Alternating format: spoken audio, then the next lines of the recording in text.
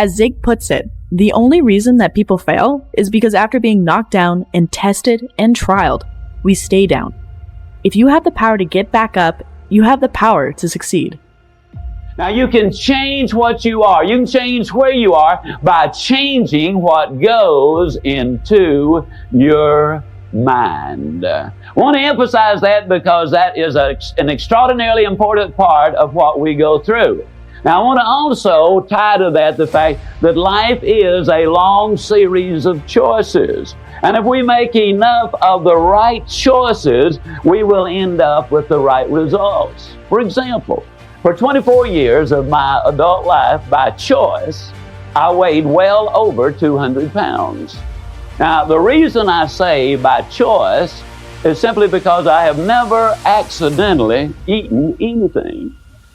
It's always been by choice. And if I choose to eat too much today, then I have chosen to weigh too much tomorrow. If I choose to get drunk tonight, then I have chosen to feel miserable tomorrow. Every choice has an end result.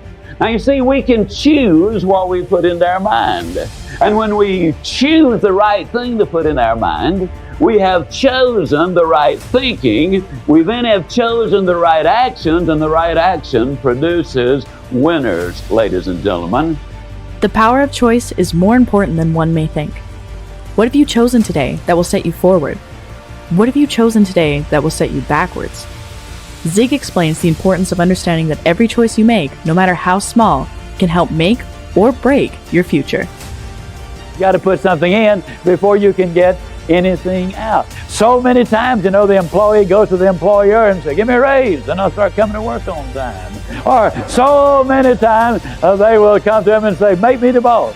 Now, I know I haven't been here very long, don't really deserve to be the boss, but I just function better when I am in charge of things. You reward me now, and then I promise you, I'll learn what this business is all about later on. Reward me now, and I'll produce later. It doesn't work that way. Can't you just see a youngster in school saying, teacher, if I take a failing grade home, my parents are going to skin me alive. Pass me on this quarter, and next time I'll study more than anybody else. Reward me now, I'll produce later. It doesn't work that way. Can't you just see an old farmer standing out in the fields in October and saying, Lord, I know I didn't plant a thing this year, but if you give me a big crop this year, I'll plant more than anybody next year. It ain't that way, folks.